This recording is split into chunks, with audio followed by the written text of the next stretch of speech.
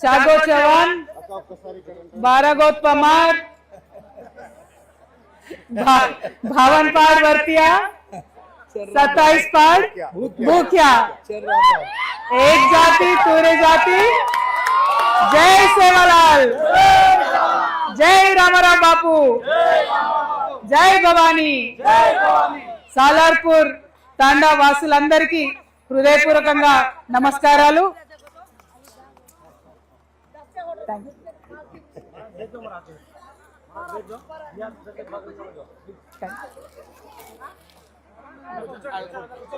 పెద్దలు గౌరవనీయులు బంజారా జాతిని మంచి మార్గంలో నడిపిస్తున్నటువంటి గురువు గారు భోజు నాయక్ గారు, అట్లానే సాలార్పూర్ తండా గ్రామ పెద్దలు, వేదిక మీద ఉన్నటువంటి వారందరికీ, సర్పంచులకు, మాజీ సర్పంచులకు, తాజా ఉప సర్పంచులకు, తాజా సర్పంచులకు, వార్డు మెంబర్లకు, తండా పెద్దలకు, మరి అందరికంటే ఎక్కువ మా తమ్ముడు రవి రాథోడ్ గారికి, ఎందుకంటే రవి రాథోడ్ వచ్చి మన రాష్ట్రంలో ఉన్నటువంటి నిరుద్యోగులందరికీ కూడా జాగృతి సేవలు చేసేటట్టుగా చేసిండు।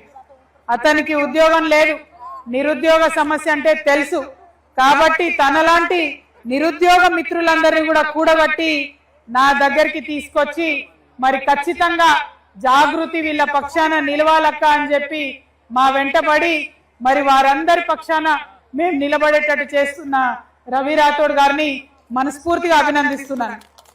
ఇవాళ గ్రూప్ 1 రాసినటువంటి పిల్లలు అనేక బాధలు పడుతున్నారు।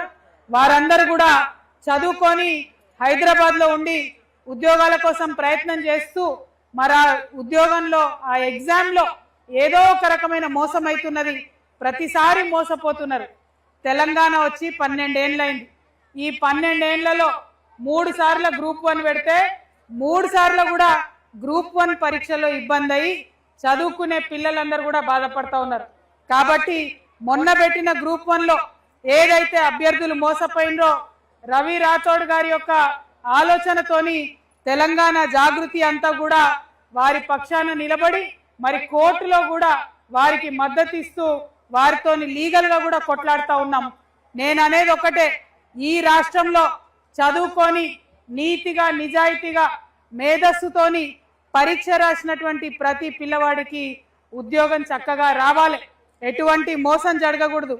డబ్బులు ఉన్న వాళ్ళకి ఉద్యోగం ఇచ్చి డబ్బు లేని పేద గిరిజనులను మోసం చేస్తే చూస్తూ ఊరుకోవద్దని తెలంగాణ జాగృతి ముందడుగేసింది।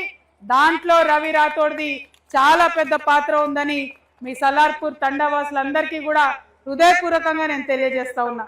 మరి వేదిక మీద జాగృతి నాయకులందరూ కూడా ఉన్నారు, వారందరికి కూడా నమస్కారాలు తెలియజేస్తూ ఇవాళ తెలంగాణ జాగృతి నుండి జనం బాట అనే కార్యక్రమం తీసుకున్నాం।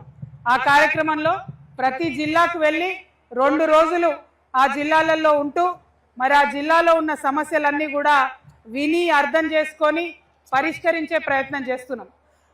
మీరు చూసుంటారు, చాలా మంది నాయకులు వస్తారు, వచ్చి మీటింగ్లో భాషణ దేకే చలే జాతే, భాషణ వరకే ఉంటుంది, ఆ తర్వాత మళ్ళీ రారు, లేదంటే ఓట్లప్పుడు వస్తారు, ఓట్లు అడిగి పోతారు, మళ్ళా రారు।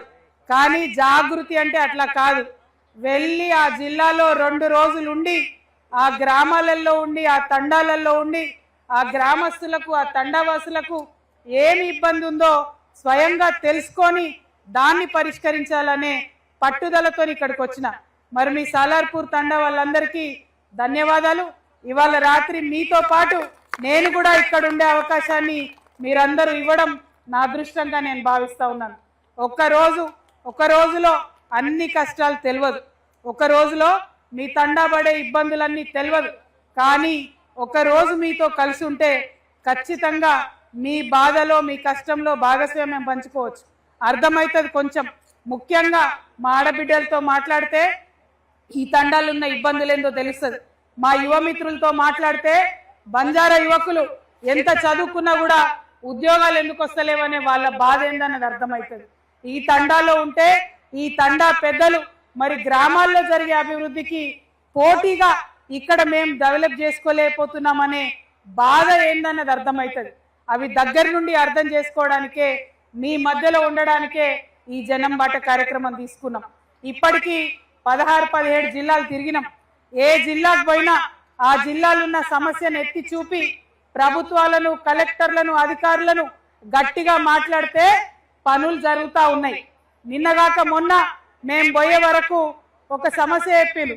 అంబర్పేటలో, హైదరాబాద్లో రోడ్డు లేదు, ఇబ్బంది అవుతుంది, దాదాపు 6-7 ఏళ్ల నుంచి రోడ్డు లేదు, మీరు వచ్చి చూడండి అని అడిగిండు. మేము జాగృతి వాళ్ళం ఆ రోడ్డు పోదాం చూద్దామని పోయే లోపలనే రాత్రికి రాత్రే రోడ్ వేసేసిరు అక్కడ. అంటే 6-7 సంవత్సరాలు ప్రజలు పడుతున్న కష్టం జాగృతి వెళ్ళిందంటే వేసిరు. దాని అర్థం ఏంటిది? ఒకడెవడన్నా అడిగేటోడు ఉంటే అడుగు ముందుకు పడుతుంది. ఎవరన్నా నిలబడి గట్టిగా ప్రజల పక్షాన మాట్లాడితే అంతో ఇంతో ప్రజలకు సహాయం అవుతుంది. అందుకోసమే ఈ కార్యక్రమం తీసుకున్నాం. మరి ఏమేమి అడగాలి మనం? ఇవాళ తండాల ఇంతమంది ఆడబిడ్డలం ఉన్నాం. ఈ ప్రభుత్వం ఆడబిడ్డలకు 2500 రూపాయలు ఇస్తా అన్నది. ఇచ్చిందా? ఇవ్వలేదా? ఇచ్చిందా? ఒకసారి